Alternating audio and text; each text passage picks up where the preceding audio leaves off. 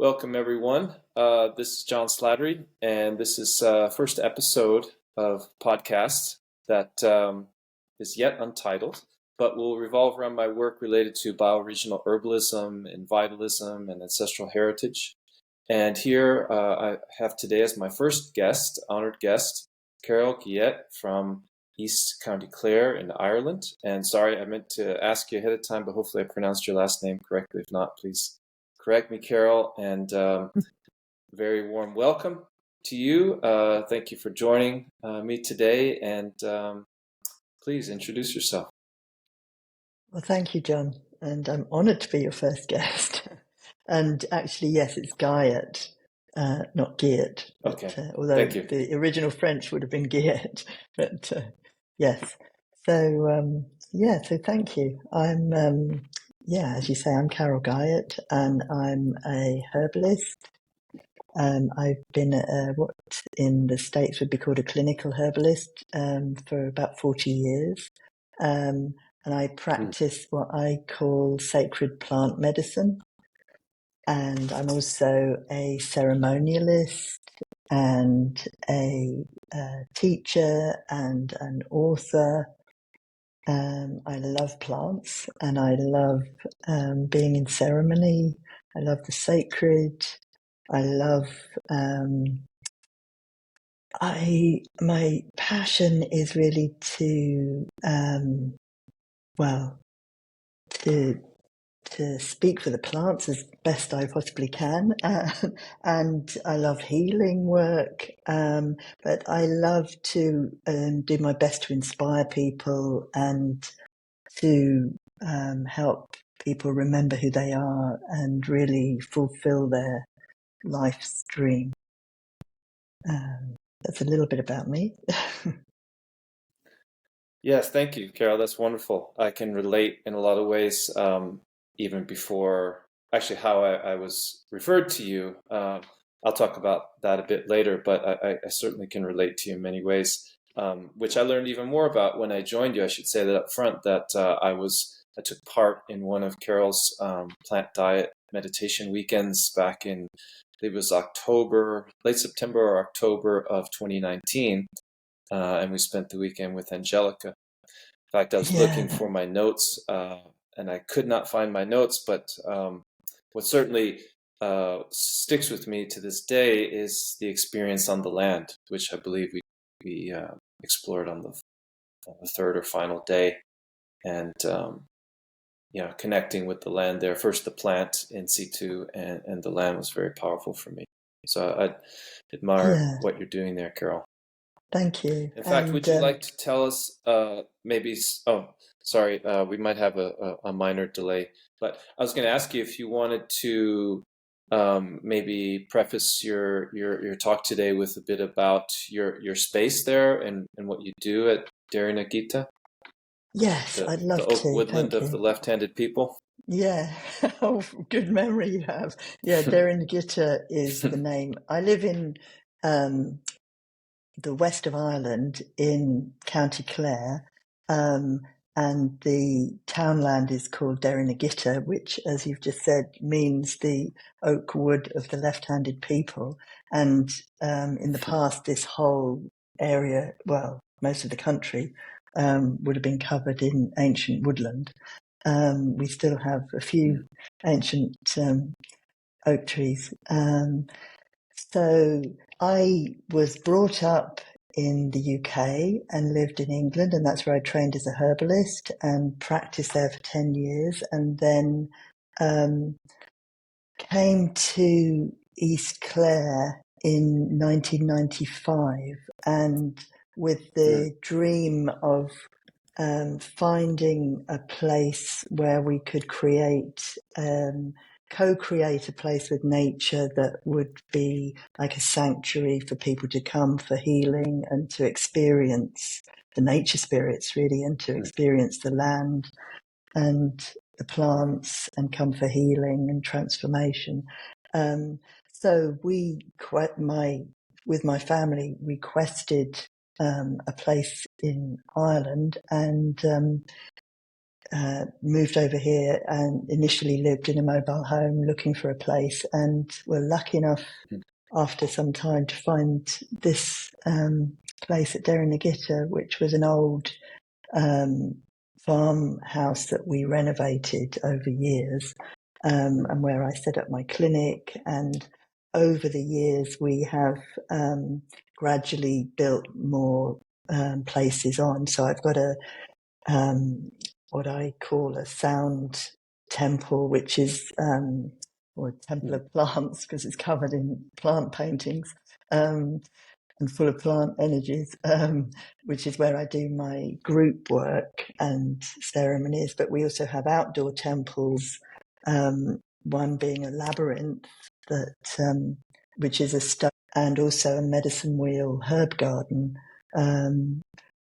So they're what I consider outdoor temples, and the whole, there's like about 30 acres altogether going down to the River Graney, which, it's beautiful land, and we're very privileged to be here. So it's been a real adventure coming here, and I feel so much at home here in Ireland. It's a great place to be. And You just mentioned the river. Oh, sorry to interrupt. I was just go on. Thinking about what you just mentioned, the river, the name of the river, Graney, and I'm guessing that's the Anglicization of the Irish word Grania, which is an ancient name for the sun.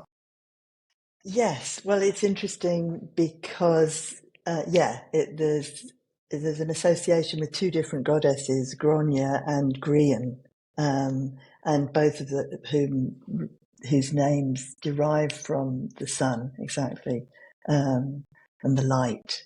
So the goddess is very present in the river and in the lake. Basically, the River Graney runs between Loch Graney and Loch Derg. The goddess lives in the waters. There's a lot of very beautiful feminine energy. And very likely where we get the English word grain for cereal grains. Yes, I don't know, but it would make sense. Absolutely. So what you have quite a bit going on there, and as you've already sort of outlined already, and I wanted to draw attention to something. Maybe you can speak to it a bit as to how it influences at least some different aspects of your work, if not all of it. That really, actually, what drew me to go find you there, it was it's a consequence of conducting a 5-day intensive workshop in the Sierra Nevada foothills as part of a larger gathering in California. And there was a young woman there, and after, or some point during the week or after the week, she mentioned your name, and I think she had been there to study with you, and she said, I think you'd really resonate with her work. It's very similar. And she spoke about, I don't know if she mentioned Navajo specifically, but she had mentioned Native American influence and the Druidic background, and that really captivated me because it has a lot to do with my particular path, having spent time with the Navajo, and actually through their culture, immersed in various ways over the years, helped bring me back into awareness of my own cultural heritage, incidentally. I may have shared that with you briefly when we met, but I'd like to hear from you how, maybe if you would just want to share some key aspects of that background, on both sides of it, both sides of the pond, so to speak, the Native American, Druidic, and where you see them relate and how that influences your work. Yeah, and really both the Druid or Celtic or European tradition and the Navajo have been and are such huge parts of me and influences on my work. So yes, I'm delighted to speak about that. When I trained, to say first of all, when I trained as a herbalist back in England, which was in the 80s, the very first year that I was training, I met another woman on the same course at the time who was an English witch who had been trained by her maternal grandmother, and lots of spiritual teachings had been passed down to her. And so while I was training as a medical herbalist, I also apprenticed with her. And the two ran in parallel. So that had a huge influence on my approach to herbal medicine right from the beginning. That's without going back to my own spiritual experiences as a child and how that affected my view of nature and the spiritual beingness of everything. So for me, herbal medicine, what is sometimes put into boxes, has always been, for me, encompassing the spiritual side, as well as the pharmacological side. It's just encompassing everything, the whole being. So anyway, so I had trained with her in the UK, and then when I came, and I'd always had a real draw to Native American teachings. When I came to Ireland, I think in the sort of late 90s, I met a teacher from Arizona who was a lineage carrier for the Diné, or the Navajo. And interestingly, actually, she is what would be called a Métis medicine woman of mixed blood, and her mother actually was an Irish witch, and her paternal lineage is from the Navajo. So, but she's a lineage carrier for the Diné, and these were the teachings she was bringing. So I ended up apprenticing with her and working with her for about 15 years, and which was very much the Beauty Way teachings. And for me, they're so similar to the native teachings from over here. Just different practices in terms of the form that the different ceremonies take, and the different wordings, and so different expression of the same thing, really. The honouring of everything in nature, and the honouring of beauty and harmony, and just, for me, it just felt so natural. And also I love that teacher that I have worked with so much. She was at, I don't know if you ever heard about the harmonic convergence in 1987, I think it was. And around that time, many of the tribes got together, and whatever gathering it was that she was at anyway, the tribal elders decided that now was the time to bring the teachings, to share them more widely and spread them out. And of course, this has been controversial. Not everybody agreed, but at that particular gathering, many did. And so she was one of the first couriers bringing the teachings across to Ireland and lots of different countries in Europe, actually. This whole concept of the rainbow bridge and the bringing together of different nations, bringing together everyone with their own unique expressions of spirituality, but bringing everyone together in harmony of different races and spiritual traditions, religions, whatever, is something I feel passionate about, actually, how crucial that is, that we all come together regardless of our different ways of expressing our beliefs or whatever. So that also has been a big part of it for me. But that's interesting. That sorry to interrupt. That brought to mind. Have you ever heard of Diana Beresford Kroger? She I'm wrote the not book To Speak sure. for the Trees. Oh, it rings a bell. She was Yes. she was raised of an English father and an Irish mother, and she was Uh-huh. orphaned at a young age when they both tragically died in a car accident. And then she was fostered by her family, an uncle in rural County Cork, and she Oh. was brought up, as she claims, is the last trainee in their Druidic tradition. And so she went on to receive scientific degrees in I forget chemistry, botany, and so forth. And then there was a certain prophecy that relates to what you're talking about, but on the other side, where Mm.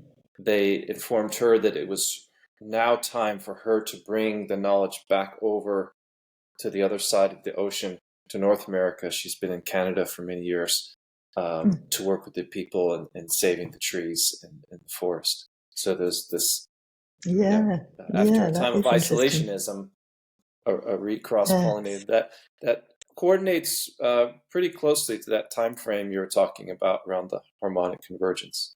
Right. Right. Yeah, that's interesting. That seemed to be a time that sparked a lot of new transference and coming together of different peoples. Yeah, Did so you it's mention the interesting. name of your mentor, the Dreamwalker. Navajo-Irish heritage?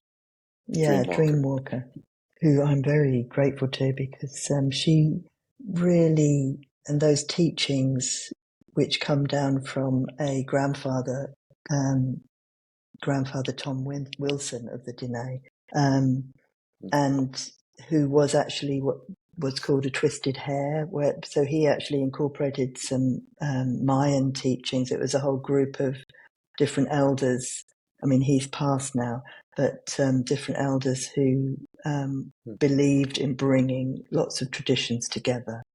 So actually, his lineage, he's carrying other traditions as well as the Diné. I've forgotten where I was going with that now, but Well, on the subject of the Zene, I remember bringing this up to you when I was there visiting your place in your temple. I can't remember the name, the word that you used to describe your ceremonial space, but immediately upon even seeing it, and then certainly upon entering, I said, "This is like a hogan." And so I just assumed, given what I had known about your experience with Dreamwalker, that you were instructed to make this as a hogan, or you just extrapolated things that you learned from her and said, okay, I'm going to make a hogan. And then when I brought that up to you, you said, no, I had no idea. If well, you recall. yeah, I knew they had the Hogan as a 10-sided building, but what Hmm. happened for me was, and I may have said this to you at the time, it was the dog rose who influenced it so strongly, and so it was a pentagram and the dog rose together, the 5 petals and the 5 points, that it had to be Hmm. 10-sided, and to my logical mind at the time, I just thought, well, isn't that interesting because it's the same size, the same shape as the Hogan. But yeah, so probably more to it than I actually realised. Which is often the case, isn't it? Yes, yes. But yeah, and certainly Dreamwalker was very seemed to really like it in having the 10-sided space when she did come. Hmm. But So I don't know if there was more that you're going to continue on in terms of relating those two different backgrounds, but um, if you'd like to speak about any specific ways in which that's helped formulate your type of uh, plant plant diet ceremonies, or even if you want to move into your own individual experiences with plants that have inspired you in that direction. Anywhere you want to explore within yes, that. well, I think for me the teachings from the Navajo have particularly. I mean, there's been that's been a lot of years, obviously, and so it covers a lot. And particularly, helping me really appreciate the sacred has been one of the key things with those teachings, and the beauty of life. But yeah, there's just so much in that path. And then for me, because plants have always been my thing, it really helped me deepen all my work with plants. So with what happened with the plant diets is I had always felt, I suppose, especially working, well, not just working as a herbalist, but seeing how even when people appreciate herbal medicine for its straight medicinal, physical medicinal qualities, they very often overlook the spiritual qualities or the full depth of what a plant is offering. And I had always felt that was, in that way, the plants were very undervalued by the world. And I suppose actually, in terms of herbal medicine, it's been wonderful in all the years of being a herbalist to see how it has become, herbal medicine has become much more known and popular and understood. And so it's been a massive change in that time. But at the same time, there's still the spiritual side could do with more understanding, or just understanding plants as spiritual beings, the same as we are. So anyway, I had always felt that not just that plants were undervalued in that way and not recognised for really who they are, but also that the old ways of being in ceremony with our native plants had been forgotten. And of course, a lot of the old ways on our land here in Europe were completely forgotten, or not completely, but were not written down. So and a lot of people were persecuted. So a lot of the old ways were lost and only preserved in very small little pockets. What seems to me, or at the time of really starting the plant diets, that people working with some of the teacher plants like ayahuasca and peyote and different what are called master plants in some traditions, in ceremony is still carried on. But a lot of the Western plants, sorry,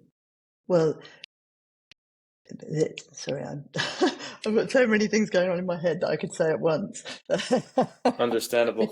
because there's different branches I could go with this. Because one being how our own so-called master plants, because in a way I say so-called because they're all master plants, but so our plants are psychogenic plants like datura and mandrake and all of those. The ways of working with those have been in the main lost. Whereas the South American plants or North American like peyote have not been so lost because the tradition, like the Navajo, is still a living tradition. But in the West, it's been less so. So there's those group of plants where the practices have been lost, but also the ceremonies and the ways of working with our common non-psychogenic plants, which was what really jumped out to me so much for so many years, especially working as a herbalist and seeing firsthand the ways that the plants are working for people and the great potential that's there and what they do. And so seeing it, but just in this one-to-one way and seeing how for most of the world, people aren't realizing that. So really feeling the desire to get that more widely known. So, and feeling like all those ceremonies were there, but I just couldn't quite remember them. So I ended up going to South America myself to work with some of the native plants there to remember my way or our ways of working with the native plants. And that's when I came back and started developing the plant diets here with things like nettle and dandelion and primrose and rose and just all the regular plants, and how powerful, like Angelica, and how powerful those can be. And just the gifts that for me, it feels like they have so many gifts and they really love to share their gifts. They're so generous. So they want us to really dip into them in all these ways and really immerse ourselves fully to receive all the gifts, not just a fraction. It's interesting. It sounds like what you're saying is that you were guided or even perhaps had the concept in mind to find the living, what you perceived as a living remnant, or arguably is a living remnant of this web of knowledge between humans and plants that's extant and diverse and sophisticated, to resurrect, take that from where it's alive and then bring it like a coal or an ember from a fire to a new location to start that fire again, and through resonant effects be able to tap into what's living there and resurrect it or revitalize it. Yeah, that's exactly. Does that resonate with your experience? Yeah, that absolutely, that was it. And I was very conscious of that and went to South America with that intent. I did feel guided to do that. It was like the plants were saying, this is what you've got to do. And so I went with that intention and came back and started doing diets here. At the time, we had built the labyrinth here back, I'm not sure when, about 2000, something like that. And I was working with a spiritual group, regularly celebrating the fire festivals and performing ceremonies in the labyrinth. So we had a group of spiritual seekers here meeting regularly. And so it was an ideal group to start doing the diet with the plants. So we were doing plant diets as a group, the ceremonies every time there was a festival, we'd spend a whole weekend fasting, and I would make an elixir in advance in ceremony, and then we would be drinking the elixir and receiving from the plants and finding out what the plants wanted from us, and yes, experimenting with plant diets, I suppose, and that eventually led to me writing the book. Regrettably, I haven't yet gotten my hands on that book. But is there something you'd like to highlight from that book to give people an idea of what they might find in there, other than of course what you just said, but maybe a story or some example of? Well, what I've done in the book is try and give people the tools so they can do their own plant diets, as well as giving them stories from our experiences and going through the wheel of the year. So basically I'm covering a different plant, 8 different plants, one for each festival, and giving instructions how, or suggestions, because really there's many different ways of making plant elixirs, but giving suggestions on how to make extracts for people who aren't herbalists, say, and introducing them to 8 different plants as examples, and giving some feedback from our ceremonies and our experiences, and also suggestions of what you can do at a plant diet. So, yeah. Well, for instance, we have not. Sorry about the delay. For instance, I was going to say we have Imbolc coming up in not too distant future, another few weeks.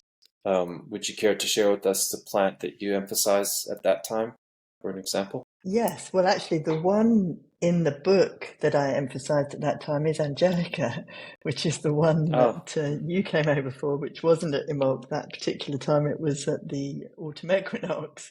But we had done lots of Angelica diets at Imbolc. And Imbolc, which for us in Ireland is Bridget's Day.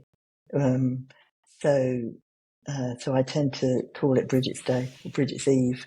And it's the time when the first seeds are seen to be stirring under the earth. So there's this wonderful sense of stirring going on under the earth, where the seeds are starting to be enlivened. So we, in the book, I'm talking about Angelica. Angelica is an amazing plant to diet with, and really, our experiences have been very angelic. Angelica, I tend to make elixirs both from wild Angelica and garden Angelica, but you could use either or both. But we happen to have both here, and you can use the root, you can use the seed, you can Would you mind clarifying sorry to interrupt, but would you mind clarifying the species of each for people listening? Angelica archangelica is garden Angelica, and Angelica sylvestris is the wild Angelica. And we actually have lots of wild Angelica just growing naturally around here. And I also have garden Angelica planted in the herb garden, and they seed themselves all over the place as well. So, but the garden Angelica that's Angelica archangelica, is the one most commonly used in medicine. It's slightly stronger medicinally, but both of them are very strong spiritually. And the Angelica sylvestris has very similar properties to archangelica. It's just kind of softer, if you like, but you could use it for the same kind of medicinal qualities. So yes, you can make an extract from the root, from the leaves, from the seed. You can include the flower heads, and they have these beautiful umbelliferae. We actually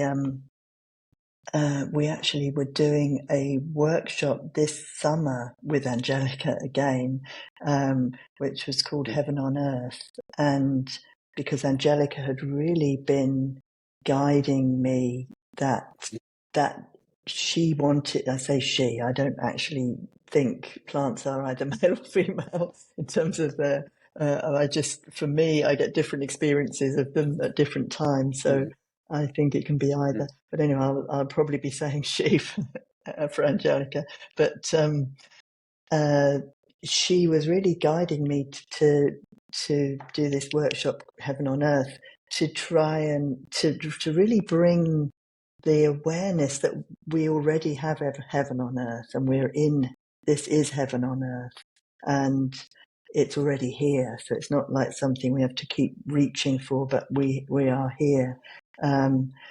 And it's to hold that vibration as much as we can. And it was really an amazing workshop where we were actually also drinking Angelica. So that one You, aspect, but you Angelica brought as a up an plant. interesting point that. Oh, No, go on. sorry to interrupt. I thought maybe you were segueing, but I just wanted to touch back on something you just mentioned and question you on how that may be related to, or did Dreamwalker share anything in the regards to male-female aspects of plants? Because I've had my experiences with Navajo herbalists that actually they've said that all plants are male. They have their male or female versions that may Ah, or may not be distinguished botanically. So I don't know if that's anything that you learned from her. it's not something that I learnt from Dreamwalker, no. Okay. So I don't know. From her perspective, I couldn't comment on that. That's purely my own perspective. That for me, that is my experience. So it's interesting to hear you say that, because for me, That sorry, go ahead. well, yeah, what I was going to say is for me, I tend to experience some, so an oak could be male, it could be female.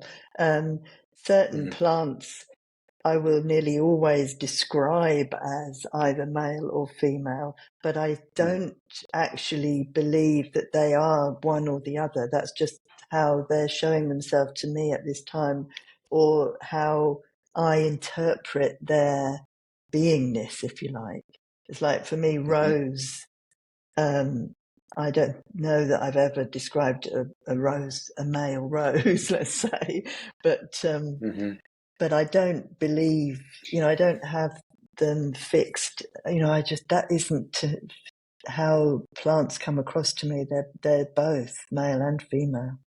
So I'm interested in what the Navajo teachings what you've learnt about that, because that isn't Well, at least something that. in a cursory fashion, there's always a physical manifestation of the gender. So, for example, there's a mint family shrub called bush mint or rosemary mint or eagle medicine, atzaze in the Navajo language. And when I was brought out to see that in its natural habitat, it was shown that there were certain slightly darker color flower to the male plants, and then the female plants could be identified by the lighter color flower, Oh, for lovely, example. lovely. Oh, that is And I've nice. actually been with other tribes that have Yeah, identified that male female difference either in, again, flower color or even the shape and the form of a particular cactus, for example, and that spoke to its qualities, whereas one would be used for certain things and the other gender would not. yeah, So yeah, and that. it bridges between kind of an immaterial concept as well as presenting itself in material form and utilitarian applications. Yeah, that totally makes sense to me because, for me, it's more a sense, and I've never really analysed it in terms of appearance necessarily, or looked at it Hmm. botanically. It's just a sense I pick up. And I should say, Dreamwalker is not a herbalist, so where she's coming from is not so much from the plants, but it really um, has just had such an influence on me to help me in my work with the plants, because it's looking at everything in the cosmos. Yeah, it's interesting to note that amongst a number of cultures, traditional cultures, where today you might think, well, someone's an herbalist, they might also be an acupuncturist or a body worker or do this, that, or the other thing, where in a lot of traditional cultures is very clearly delineated. If someone was working Mm, with plants for healing, they wouldn't be doing plants for food, for example. They wouldn't be doing hand work or hand trembling. Some may cross. I don't mean to say it's completely compartmentalized, but it's it's a mm, it's a pattern that you see frequently. So what mm. was Dreamwalker? Would she, yeah, delineate her role in some way? Crystals were really her thing. Mm. Crystals more than but I suppose Interesting. walking through worlds, I mean, it was a very, Hmm. very deep shamanic path. And yeah, crystals were her thing, whereas plants are my thing, I would say. Hmm. But there's a place where the two meet. Absolutely, absolutely. And isn't that interesting how crystals and plants are working together? It seems to me more and more now. Would you like to speak more on that? Yeah, to say,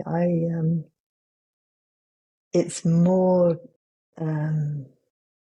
I don't know how formed this is in an articulated way to be able to speak about, because some of it for me is more in the dream, and seeing Mm. plants and crystals coming together and Mm. working together. And so in the dream, I see, and when I say in the dream, I don't necessarily mean the sleeping dream, I just mean the dream world. But I see like new plants that are embodying crystal energy at the same time, like they're coming together in some way. But I find it hard to talk about that. What's really, No, I can um, appreciate that. There's a place of you could say where one has vision into the immaterial realm. It can be mm, difficult to translate that into material concepts or to translatable, semi quasi rational uh, yeah, formulaic yeah, thinking, or to deliver in some clear concept is what I mean to say. yeah, and So to that leads me if oh, go ahead.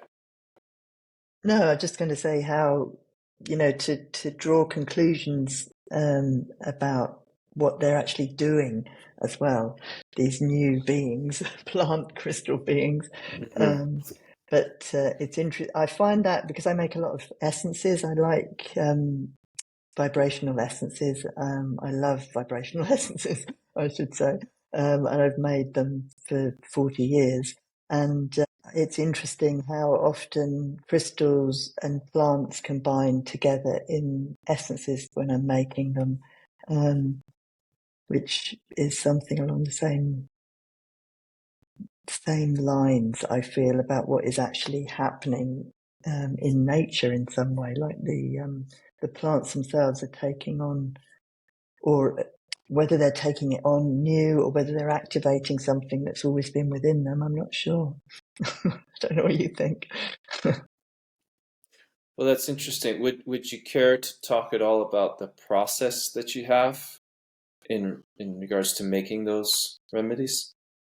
Is there anything you'd in like to share making there? in making essences, the process, well, a lot of my work is simply guided, and I work very intuitively. So my process is not uh, necessarily well defined. Um, when I started making essences years ago, I followed the instructions of Dr. Batch from the Batch Essences, and I was very strict. And I would get up before dawn and bathe and wear nothing but completely white, and then I'd go off and Mm. gather my water from a spring, and if a cloud passed over the sun, um, the whole essence would be discarded. And I did that for some time. I was quite, and you can imagine living over here. That doesn't make for making many That's why I'm essences. laughing. But yeah, I'm definitely Seems in the like a wrong cruel climate. joke, even. I know. Uh, but for me, I think um, I wouldn't necessarily say recommend it for everyone. But for me, I think it was a really important way of learning to trust myself, because over the years, Mm. I've gradually changed, and I'm not anything like as rigid now. And really now, it's totally um, I'm just totally following my guidance and working intuitively. And my essence is, back then I was following Dr. Batch's methods, the sun method, mainly the sun method. But now, and for years, I've been making essences with all sorts of environmental things like lightning or wind or the full moon, or sometimes it might take 3 days and need to move around. I often use sound. Something we work with in the labyrinth is with toning and sound, so I'll often tone with essences. But yeah, so my methods of essence making are very very varied, let's say. So it's hard to quantify because I just go with whatever I'm told at the time, really. Well, I like what you're sharing about breaking the mold. Having gone through the parameters of the Bach procedure to kind of get acquainted, perhaps with the material or the process, as maybe the case with music or whatever, and then one finds one's own soul connection or one's own intuitive sense, and then that's the next threshold to pass through, and then it's just a cascading, endless cascade of at least consistently reacquainting oneself with that process, and going through. I'm speaking from personal experience more than anything here, but and assuming that a lot of humans who have gone through that threshold have a similar experience, then you it's like a continuing spiral, that you come back to that point, but as a new person, and then and grow out of it once again. So I think people that would be listening to this might be interested to hear. I know, because a lot of my work has evolved towards breaking down all of these formulaic methods and all of the hyperstructure that's involved,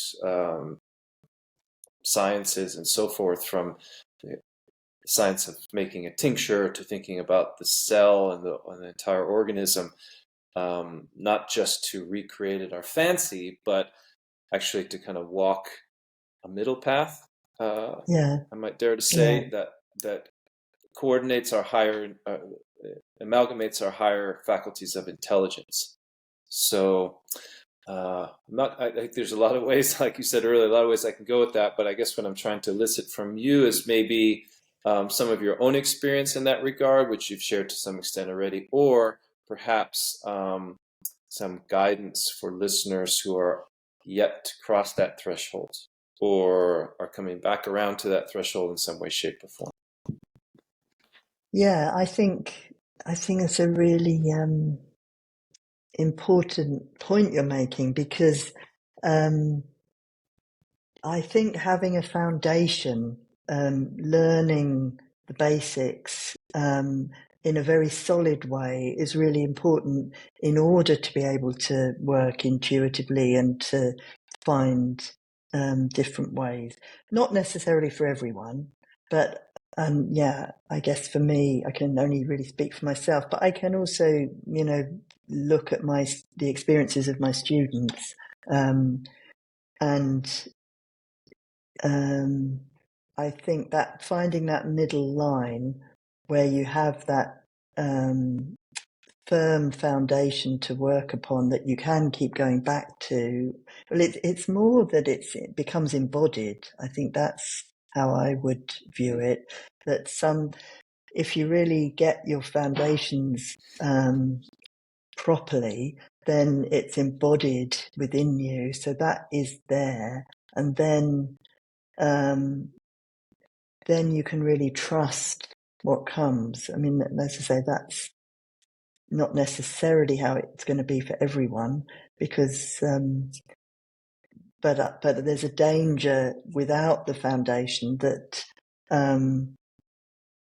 that actually it's not, there's nothing stable to come back to, so it's just sort of pie in the sky where you're going, if that makes any sense. excuse me, it's tricky terrain, isn't it? Because there's many shades of human experience, and is to Yeah, say that it has to be one way is yeah, bound to be erroneous. Yet yeah, it seems that many people do fit within those parameters where they set a solid foundation and then they grow into their authentic self-expression that's yeah, boundless yeah, and limitless. yeah, absolutely. So, and maybe that's changing. Maybe people are coming in more embodied or with more memories embodied, which is part of the change that's going on. I don't know.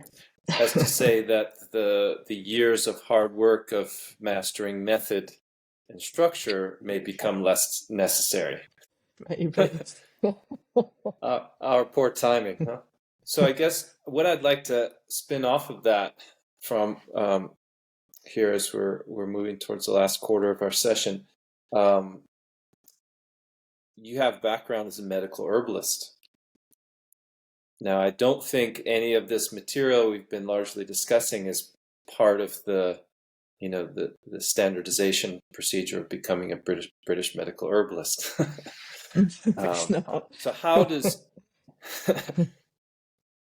that foundational knowledge either let's say I look at it a few different ways, either cooperate with your experience, support it, and or if not challenge it, make itself irrelevant. I'm sort of implying a little bit of an answer there, but um, if you follow what I'm asking, I'd like you to expound on that a Yeah. bit. I think, well, again, there's a few ways to answer this because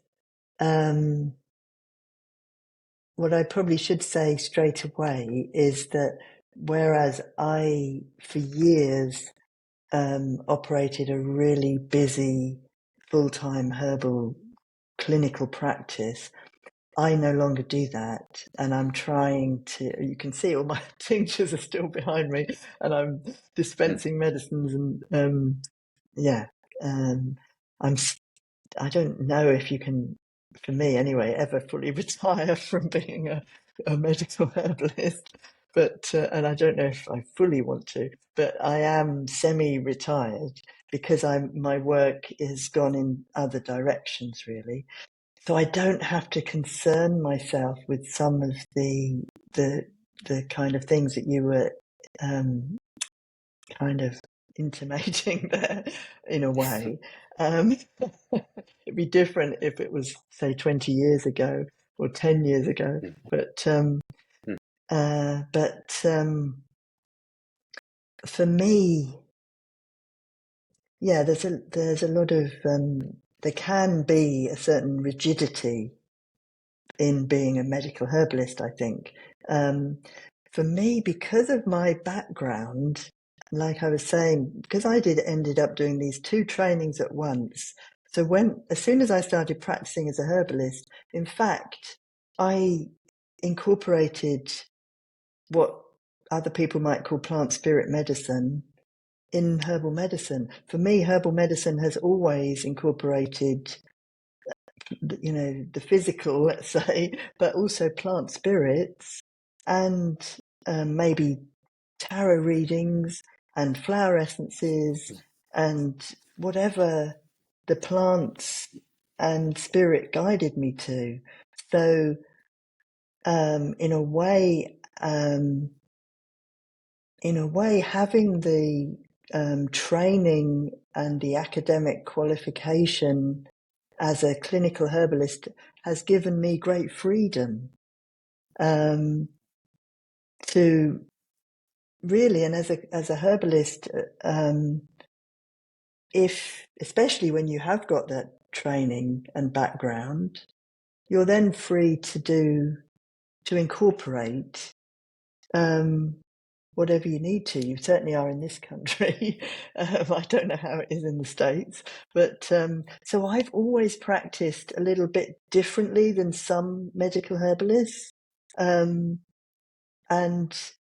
I always have found that, I tailor my treatments to the person who comes through the door, because obviously, if the farmer down the road comes in with a sore leg, I'm probably not going to douse his flower essences, or, who knows, I might, but I will assess the person and what their needs are and treat accordingly. And that's what I've always done.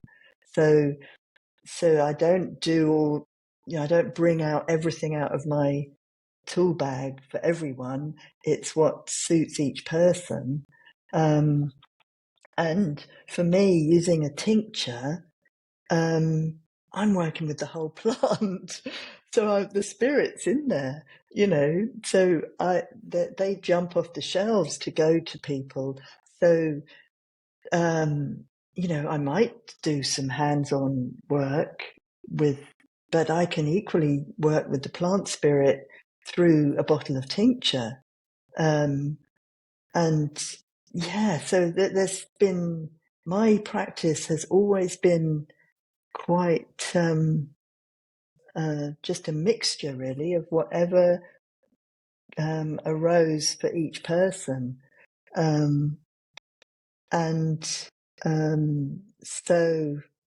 So while it's true that now that my clinical practice, I'm trying to sort of wean it down and down. So therefore I don't have to get so concerned about legislative type things. But actually my practice is the same as it's always been. I don't know if that answers your question. Well, there's something I hear you saying is that once attuned to the plants, you are attuned to the plants. And if that's your hierarching motivation or your connection to how you're approaching your role and service to people, then that's where you continuously orient to. Yeah. And so I think that's a beautiful insight that is it doesn't necessarily create, in that way of presenting it, doesn't create a diametrical opposition of, say, the focus on the molecular so-called reality of things versus intuition and developing relationship with the nature of plants and so forth. That's true. That is true. Because none of that, of course, is quantifiable and therefore is not allowable or permissible in a school of medicine and so on and so forth. Yeah, but there's nothing to stop it being brought in. So it's always going to be there, isn't it, really? I was remiss not to mention this from the outset, but where you were guided to or chose to reside there in Ireland is just up the road, over the hill, I suppose, from probably one of the most famous, if not the most famous, Irish herbalist in recent history, in the past couple centuries, Biddy Early. Yes. And she right, was known. She was known just for that, not so much for her encyclopedic knowledge of, chemistry or botany or anything of that sort, but for her intuitive insights, such that she would, greet people with, "What took you so long to get here?" Or yes, "I know your problem." Exactly. Let's get it out so I can move on with what I need to do. But that she never gave a false reading because of that. Some of the stories I've heard. Yeah, exactly. So I don't know. There's. Go ahead. No, she lived in the same village that I live in, and she had, this is back at the end of the end of the 19th century. She had people coming from all over the country and queuing at her door, and she knew a lot about herbs. And she also had a famous blue bottle because she was also clairvoyant. And as you say, she would often be expecting people and waiting for them. So she was a renowned healer. It was interesting when we were looking for a place in Ireland. I may have said this to you when you were here. And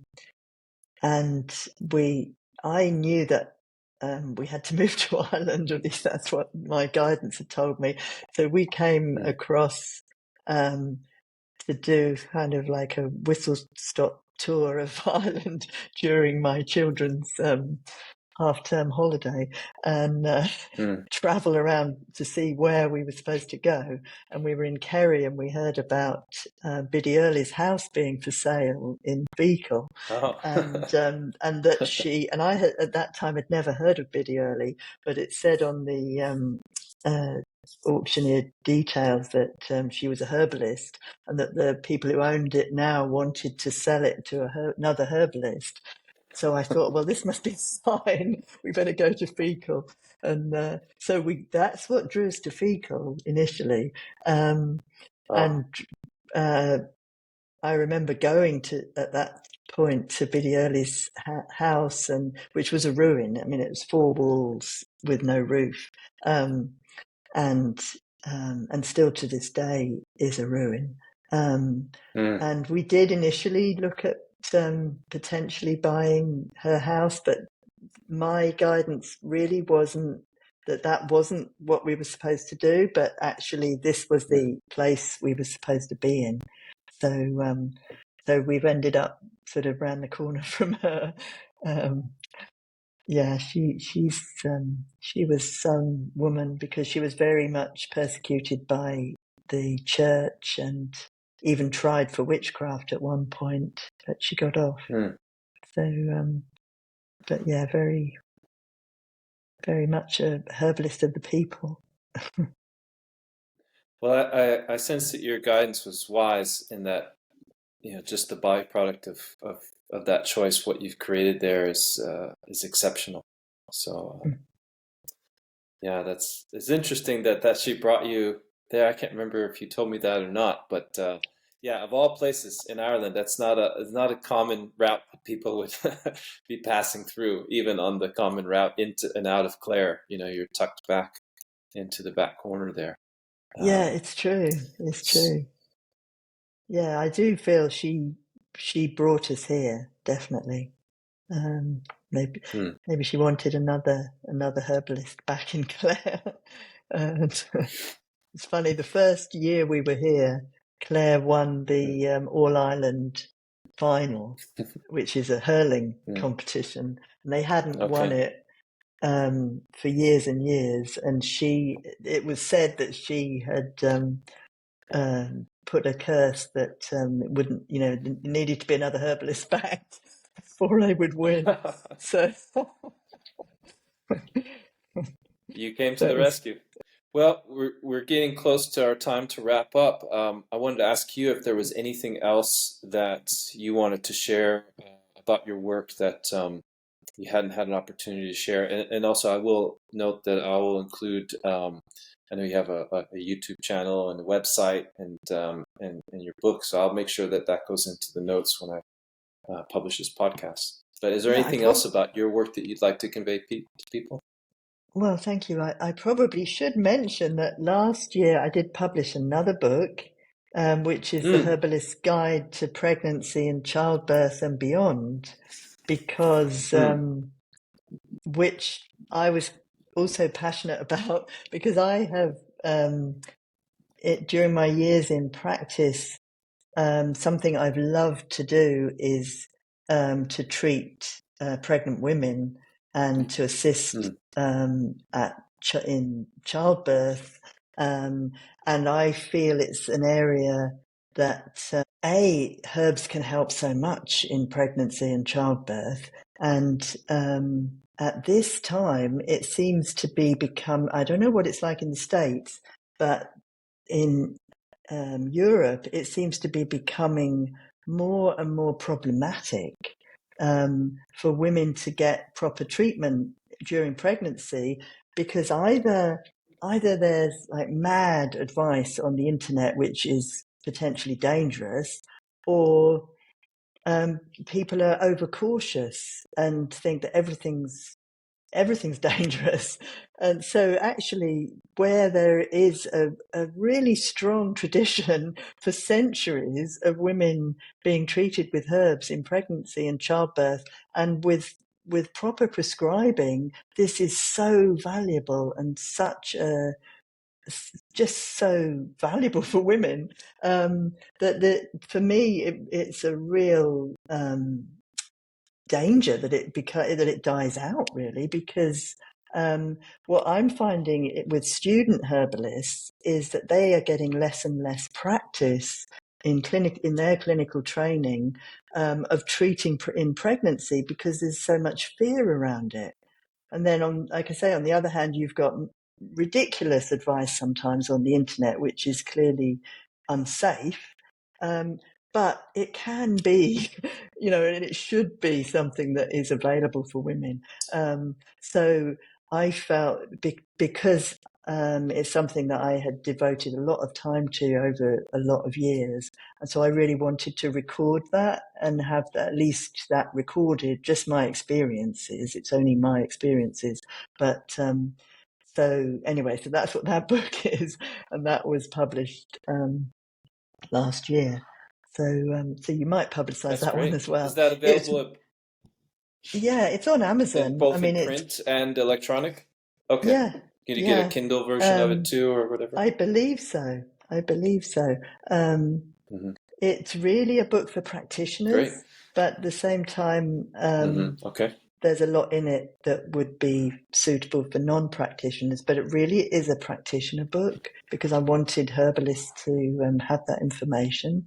And I'm writing a new book right now, which is going to accompany an oracle deck all about plants and the divine feminine. And who knows what, I'm just sort of letting that one come in. So it's a light relief after such a sort of academic book, really, about pregnancy, because obviously that one needed to be very carefully written. Anyway. Well, it's certainly timely and of import because of what you mentioned. There is an over-cautiousness on using herbs in pregnancy, I would agree. And it's something I've said for many years, initially adopting that mentality myself until I looked into it further. And then when my daughter was born, mother wanted to have a child at home. And so we're exploring a lot of things. And I realized that there's very few herbs that are absolutely contraindicated in pregnancy, and that when the need arises, that trumps what any very minimal theoretical injury, let's say, that could possibly happen for the purpose of aiding the mother, and that with the vital integrity of the uterus in creating this life form, it's going to take an exceptional effort to actually harm the child because of that awareness, and I would believe that awareness of the vital force within the body of protecting and maintaining and growing that life. Absolutely. That herbs don't necessarily incline towards injuring.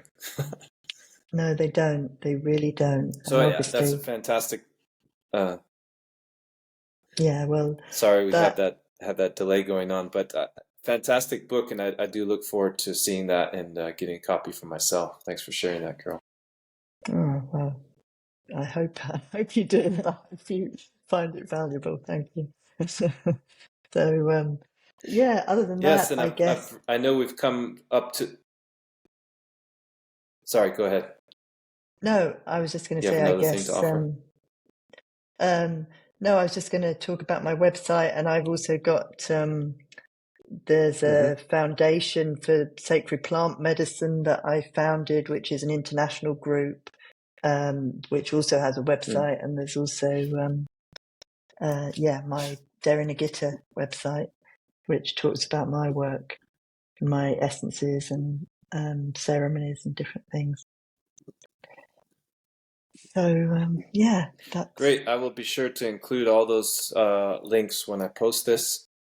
Thank you. And it's been really, really enjoyable for me to visit with you, Carole. It's been a few years since we met, and I enjoy hearing your thoughts. And I think there's a lot more that I'd like to explore with you. So maybe at another point down the road, when you have time, if you'd like to come back and have another chat, I would certainly enjoy that.